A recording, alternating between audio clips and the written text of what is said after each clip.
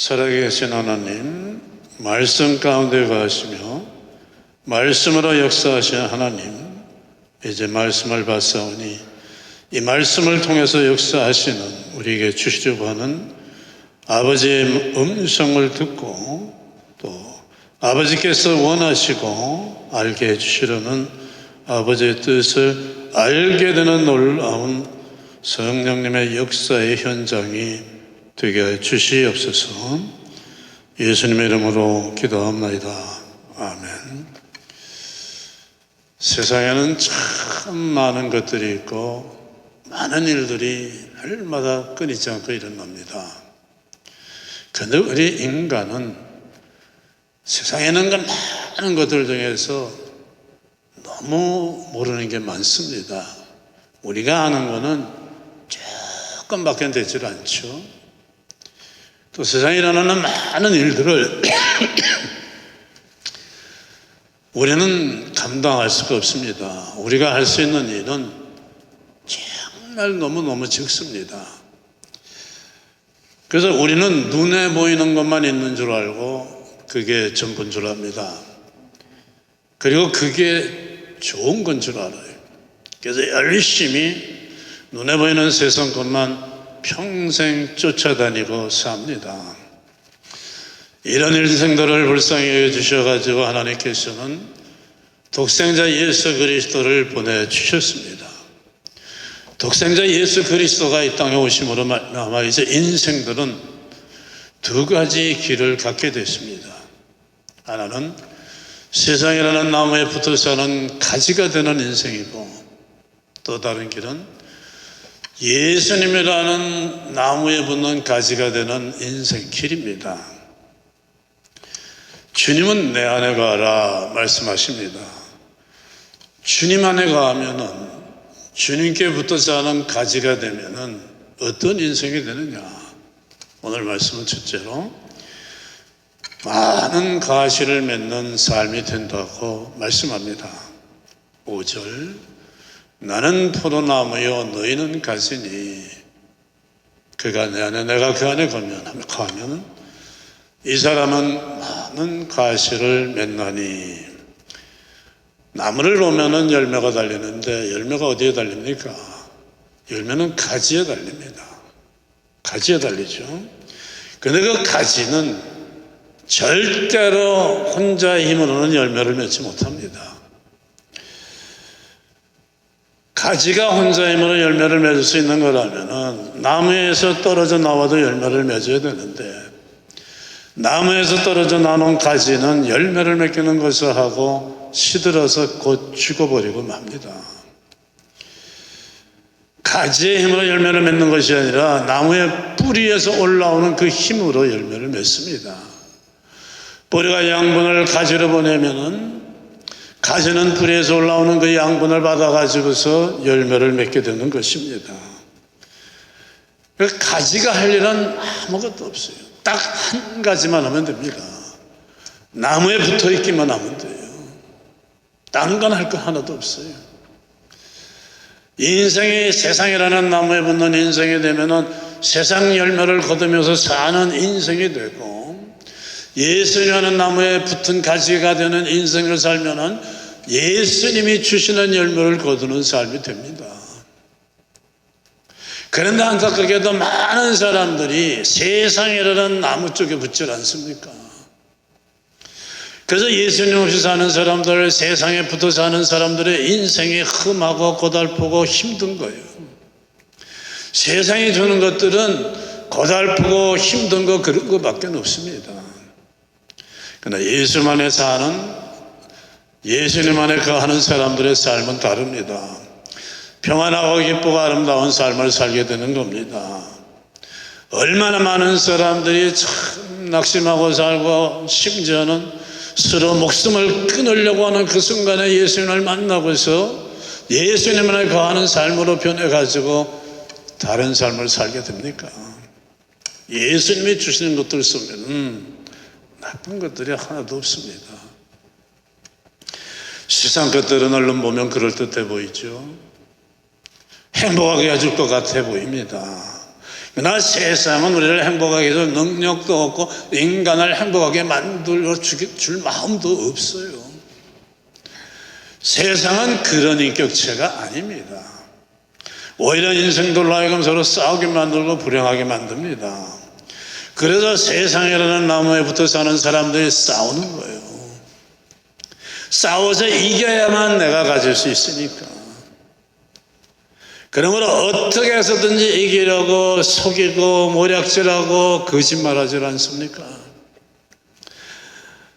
잘 되는 사람, 잘 된 사람을 보면 시기하지요. 내게로 올 게 그 사람에게로 갔으니까 어떻게 하든지 그 사람을 거꾸로 때리고 그걸 뺏어와야 되는 거예요. 그러나 예수님은 다르십니다. 능력도 다르시고 성품도 다르십니다.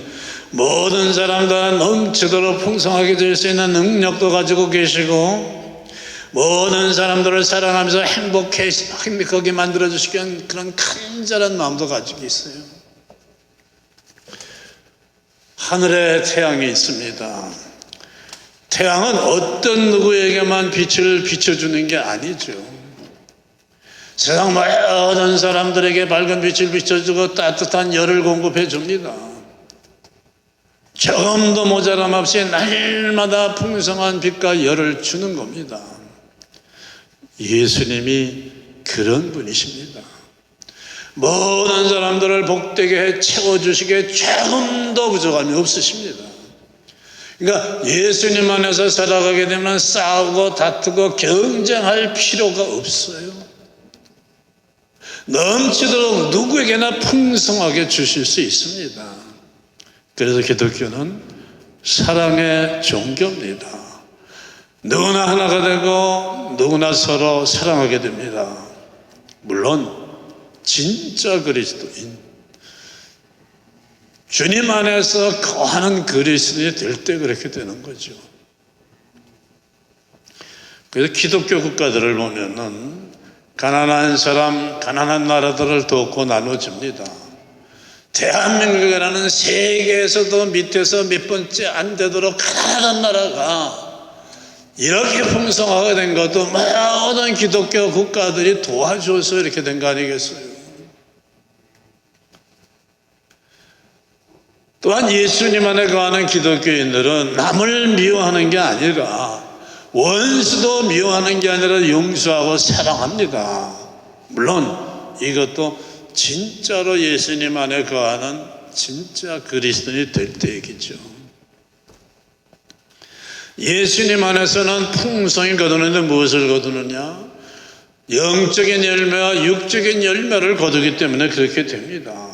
육신의 생명을 유지하는 데 필요한 입으로 먹는 양식뿐 아니라 영혼을 아름답게 변화시켜주는 사랑과 평안과 기쁨과 용서와 자비 같은 은혜가 주님으로 인해서 우리 안에 채워지니까 그런 열매를 거두게 됩니다. 사랑의 원자탄이라고 불리는 유명한 손양원 목사님 잘 아시지 않습니까?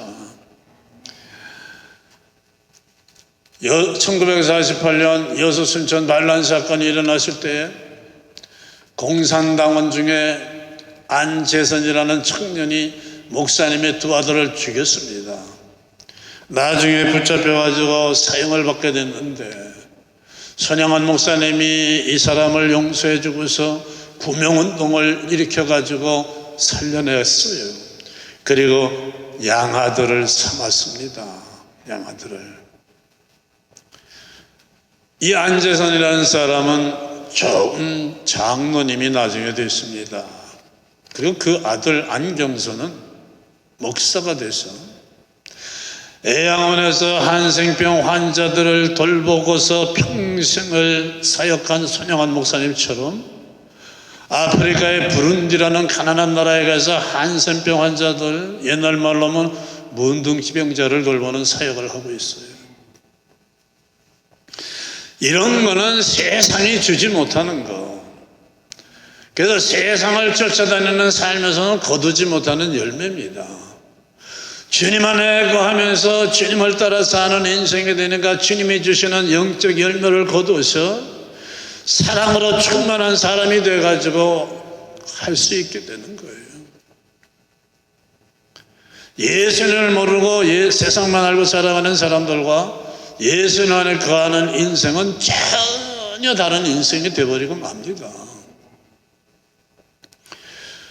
그리고 또 7절 말씀을 보면은 주님 안에 거하면 둘째로 원하는 것을 얻는 삶이 된다, 이렇게 말씀하죠. 귀가 번쩍하죠. 원하는 거는 다 얻는다. 나는 뭐 그런 벤츠를 원하는데 벤츠도 주신다, 그 얘기는 아니죠. 여러분, 깨끗한 물에 사는 물고기가 있고 미꾸라지처럼 더러운 물에 사는 생명체가 있어요. 사는 환경이 다릅니다. 자기가 사는 물에 달라지면 못 살아요. 깨끗한 물에 사는 고기는 미꾸라지가 하는 더러운 못으로 들어가면 죽고, 미꾸라지는 반대로 깨끗한 물에 들어가면 죽습니다. 주님이 주시는 은혜와 복은 어느 곳에서 받게 되겠어요? 깨끗한 곳이죠. 그래서 우리 삶이 깨끗해야 되는 거예요. 주님 나라의 환경은 깨끗한 것, 거룩한 것이에요. 주님이 거하시는 곳이 깨끗하고 거룩해야 돼요. 우리가 주님과 함께 살아가려면 내 삶의 환경이 주님이 계실 수 있도록 해야 되지 않습니까? 근데 이것도 주님이 해 주신다고 말씀하죠. 3절, 주님의 말씀으로 깨끗하게 된다. 깜깜한 방에 불을 켜면은 환하게 빛이 치워지면서 어둠은 물러가요. 지금은 한국의 주거 환경이 달라졌지만은 제가 자랄 때만 해도 지하실이라는 곳이 집에 있습니다. 거기 들어가면요, 습하고 지금은 보이지 않죠. 귀뚜라미서부터 별내가 다 지네 같은 게 돌아다녀요. 근데 불을 켜면 다 도망가요. 하나님의 말씀이 우리 안에 들어오면은 세상을 통해서 우리 안에 들어와 있던 어둡고 더러운 것들, 욕심, 시기, 질투, 미움, 원한, 분노 없어지기 시작해요. 쫓겨나갑니다. 하나님의 말씀을 설교를 통해서 듣거나 성경을 읽으면은 맞죠. 내가 잘못했어. 그렇게 하면 안 되는 건데 앞으로는 그러지 말아야지. 정상적인 사람의 마음속에는 이런 마음이 생기지 않습니까? 그때까지 가지고 있던 잘못된 마음들을 깨닫고 내보내지 않습니까? 말씀이 들어올 때마다 깨닫는 거예요. 잘못했구나. 이렇게 살면 안 되는구나. 이렇게 살아야겠구나. 마음이 자꾸 깨끗해져요. 근데 주님 안에 거하되 한 번만 거하는 게 아니라 계속 날마다 주님 안에 거해야 돼요. 한 번 받은 은혜, 한 번 말씀을 통해서 깨달은 거 가지고는 안 됩니다. 여러분, 사람 버릇이라는 것도 그게 잘 안 고쳐지잖아요. 정말 안 고쳐지죠. 3살 버릇 8 간다고 그러지 않습니까? 그렇기 때문에 날일마다 주님의 말씀을 우리 마음 안에 채워 넣어야 돼요. 그래야 우리의 마음이 자꾸 깨끗해져서 마음이 깨끗해질 때 주님이 우리 안에 거하실 수가 있습니다. 병을 고치려면 약을 먹다 안 먹다 하면 안 되듯이 매일 먹어야 되듯이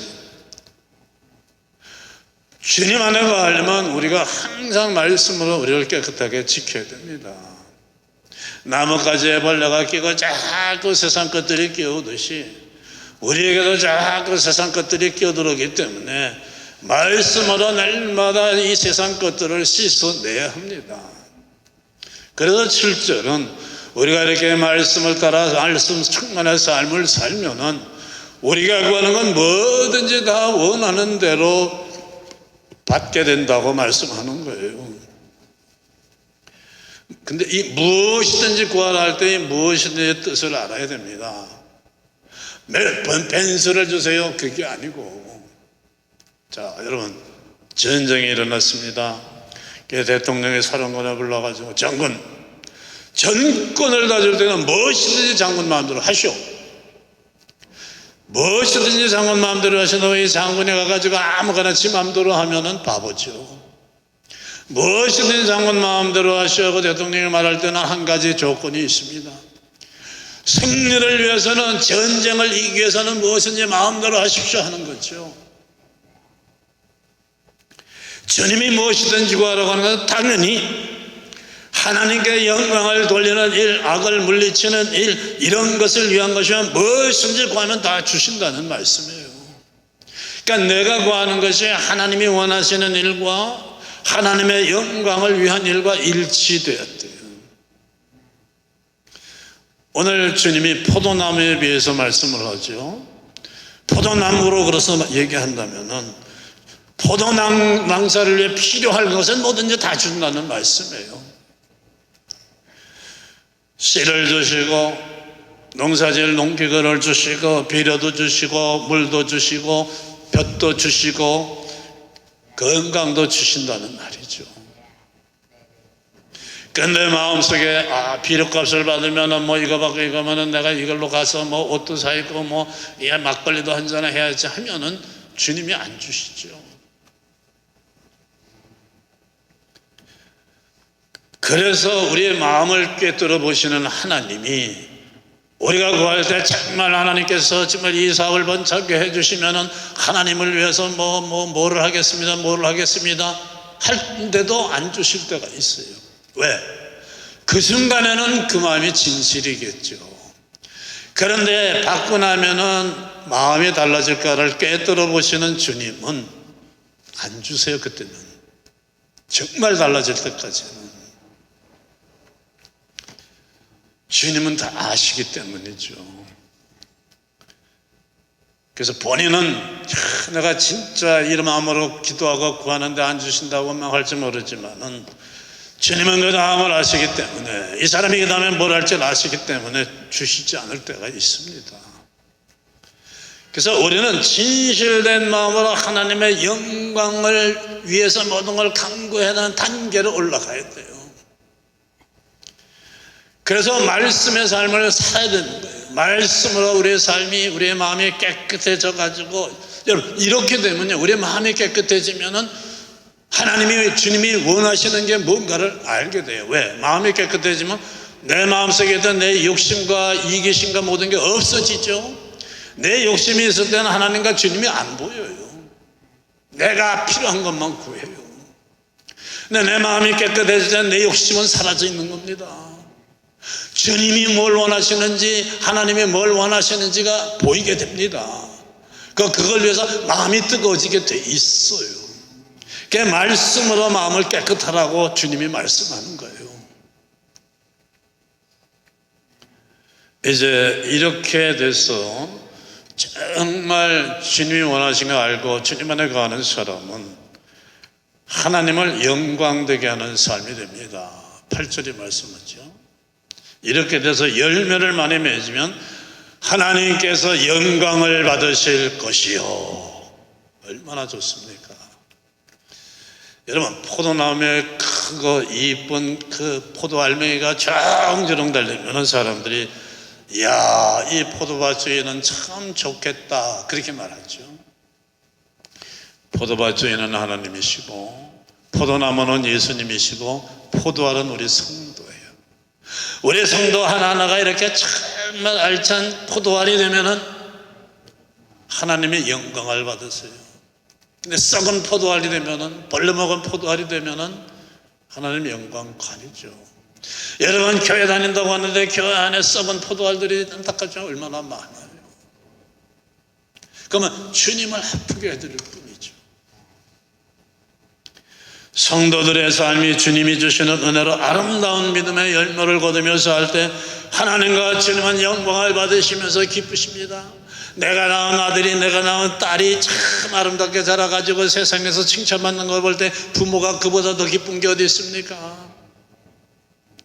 우리가 정말 믿음으로 사는 삶에 대해서 세상에서 정말로 알아주게 되면 하나님이 얼마나 기뻐하시는지 몰라요. 11절 내가 이것을 너희에게 이르면 내 기쁨에 너희 안에 있어 너희 기쁨을 충만하게 하나님의 힘이 놀라. 주님 홀로 영광을 받으시려고 우리에게 이런 말씀하는 게 아니라 주님은 주님 혼자 기뻐하시려고 우리에게 하나님을 영광되게 하는 삶을 살라고 하시는 이기적인 주님이 아니십니다.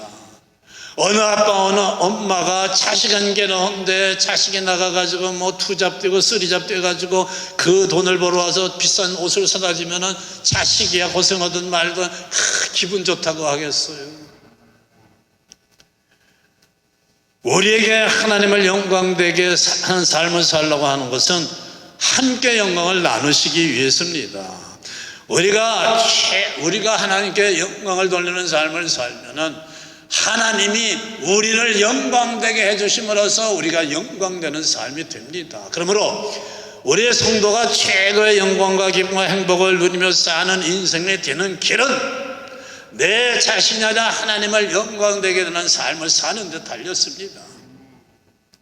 우리가 하나님을 영광되게 하는 삶을 살 때 하나님이 우리를 영광되게 해주심으로써만 인간은 영광된 삶을 살게 돼 있어요. 다윗이 그런 삶을 살지 않았습니까? 뭘 하든 어떤 어려움을 당해도 나는 죽게 되는데도 지금 하나님의 영광을 먼저 생각하지 않습니까? 다니엘도 그랬고 사드락도 그랬고 메삭도 그랬고 아벳느고도 그러지 않았습니까? 하나님을 먼저 영광되게 하는 삶을 사니까 하나님께서 다윗을 영광되게 해주심으로 다윗이 그렇게 영광되게 된 것입니다. 그 고린도전서 10장 31절은 우리의 삶의 목표가 뭐가 되는지를 분명하고 정확하게 말씀하죠. 먹든지 마시든지 뭘 하든지 하나님을 영광되게 하라고 하지 않습니까? 우리의 삶의 목표는 나의 영광이 아니죠. 하나님의 영광이에요. 그때 내가 영광돼요. 여러분 국무총리가 지 영광을 위해 뛰어봐요. 잘리는 것밖에 더 있어요. 대통령을 위해서 나라를 위해서 일을 해야 영광되게 되죠. 그런 사람들이 얼마나 많아요. 그 위대한 핸델의 메시아 하나님의 영광을 위해 그걸 지었잖아요. 이 교회 건물을 지은 록펠러도 하나님의 영광을 위해 이 건물을 지어서 바로 이 건물을 하나님을 영광되게 하니까 록펠러가 그렇게 된 거 아닙니까? 이제 이런 삶이 되면은 10절은 말씀하죠. 주님의 사랑을 받는 삶이 된다고. 여러분 누가 나를 좋아만 해도 기분이 좋은데 저 남자와 저 여자가 나를 사랑하면 펄펄 날 것 같은데 주님이 나를 사랑하신다. 그럼 저는 이것만 생각하면요 정말 살만 납니다. 주님이 나를 사랑하신대요. 그 다음에 제자를 아마 제자로 사랑해 주실 뿐만 아니라 친구로까지 삼아주신다고 말씀하잖아요. 아니 예수님과 내가 친구, 여러분 대통령과 한번 친구가 내가 됐다고 생각해 보세요. 굉장하죠. 예수님의 친구가 된다. 참 어마어마한 거죠. 제가 군대에 갔을 때 중학교 때 내 뒤에 앉았던 친구가 친하게 지냈어요. 가서 보니까 우리 부대 그 지역에 헌병대장이에요. 이 친구는 고등학교만 졸업하고 우리 때는 대학을 안 다녀도 고등학교 때만 졸업하면 장교 후보생이 돼가지고 바로 6개월인가 훈련받은 소위로 인간이 됐어요. 내가 가니까 벌써 중위계급장을 달고 그 지역의 헌병 파견대장이었어요. 여러분 헌병대라는 곳은요 가기 싫어하는 곳입니다.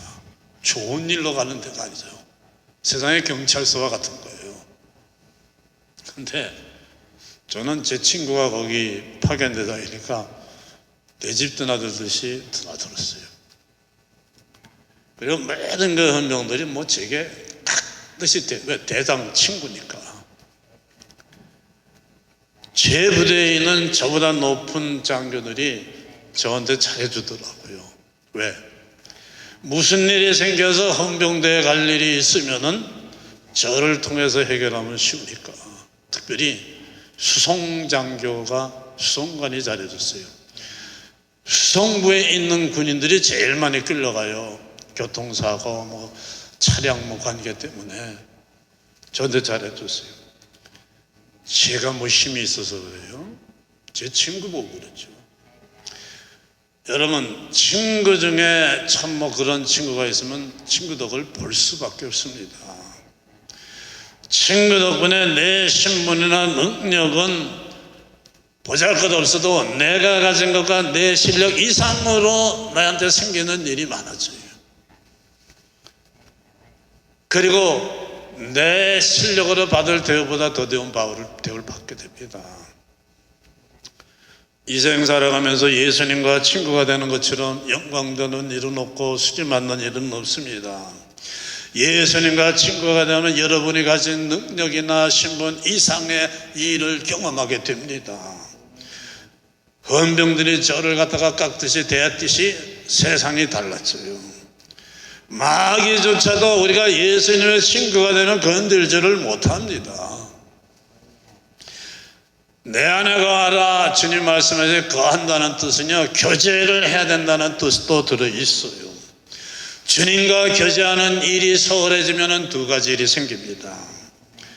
만일 제가 제 친구인 헌병대장과 관계가 멀어지면 어떻게 되겠어요? 주변 사람들이 벌써 알아봐요. 사이가 멀어졌구나. 대하는 게 달라지죠.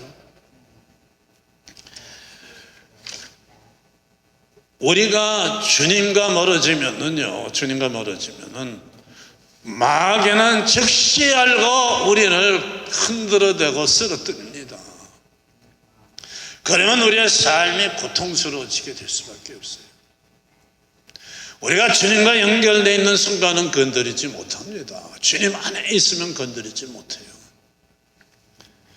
그리고 주님과 멀어지면요, 삶의 즐거움이 없어져요. 주님이 주시는 그 은혜와 기쁨이 없어지니까 삶의 기쁨이 없어지고 힘들 수밖에 없어요.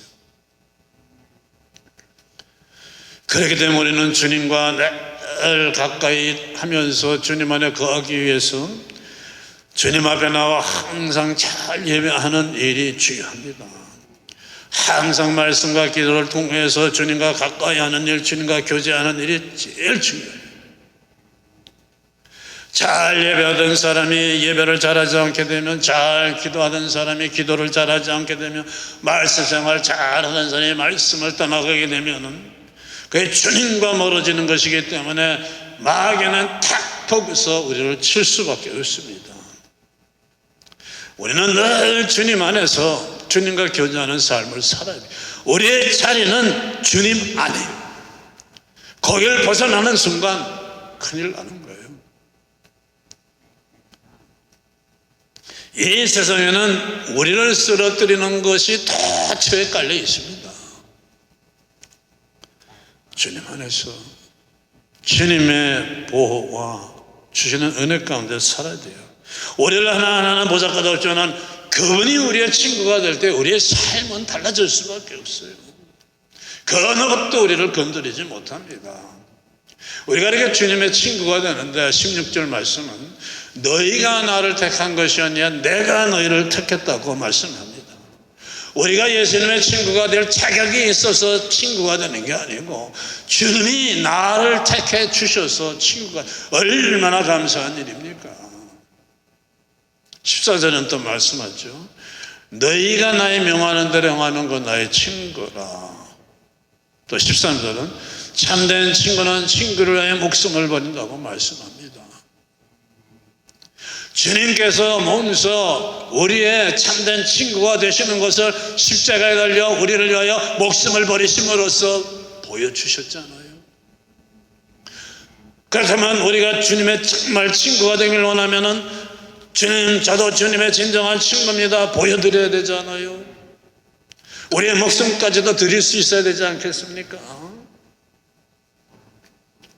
이제 우리를 택해서 주님의 친구가 되기 위해서 어마어마한 은혜를 주신 주님을 위해서 우리가 목숨은 드리지 못할 마음도 최소한 마음과 시간과 몸을 바치면서 주님을 영광되게 하는 일하는 삶은 해야 되지 않겠어요? 여러분, 순교를 하겠습니다, 이거 내가 지금 말한다고 되는 건 아니에요. 제가 참 부름을 받고서 이제 부름을 받았으니까 목사가 되긴 돼야 되는데 신학교를 못 가고 기자 시간을 많이 끈 이유가요, 이 질긴 목숨 때문에. 부름 받아가긴 가야 되는데 혹시라도 나보고 순교하라고 그러시면 어떡하나, 그건 못하겠더라고요. 그래서 기도를 하는데 어느 날 주님의 음성이 들려옵니다. 이 녀석아, 순교는 내가 아무나 시키냐? 얼마나 사람을 시키지. 네 실력으로 하는 게 아니야. 깨달았어요. 내가 지금 순교를 주님을 위해 하겠습니다 큰 소리 쳐도 그 순간에 내가 성령님이 함께 하시고 하게 하시지 않으면 못하는 거고, 지금은 못한다고 하지만 그럴 순간에 성령님이 함께 하시면 되는 거구나. 주님께 달렸구나. 여러분, 예수님 믿다가 순교할 걱정 안 해도 돼요. 아무나 시키질 않습니다. 그리고 못할 것 같아도 그 순간에 성령님이 함께 하시고 내 마음을 뜨겁게 하시고 충만하게 하시면 되는 거예요. 그죠? 지금은 그런 거 걱정하지 말고 내가 목숨을 끊어서 주님의 친구입니다, 그런 생각하지 말고, 그죠? 마음과 시간과 몸을 들여서 주님의 일을 할 수 있는 걸 하고 있으면 되는 겁니다. 우리가 뭐라든 하나님의 영광을 이것도 하고 저것도 하며 사는 삶이 되는 것입니다. 내 영광과 내 사업을 위해서 산다면 절대로 우리는 풍성한 삶이 되지 않습니다. 하나님의 것이 채워지지 않아요. 그런 삶 속에는 내 삶의 목표가 먹든지 마시니 뭐라든지 주님의 영광을 위하는 목표가 될 때에 하나님이 주시는 모든 은혜와 능력이 채워지는 거예요.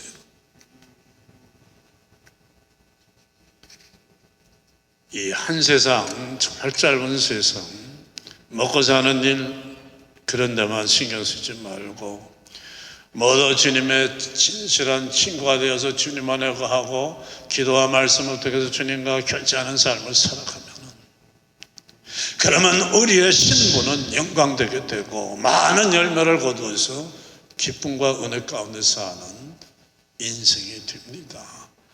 그런 삶이 되시길 축원합니다. 기도하겠습니다. 아버지 감사합니다. 수많은 이 세상의 인생들 가운데 주님 안에 거하는 인생, 주님이라는 나무에 붙어있는 가지 되는 삶을 살게 해주심을 감사합니다.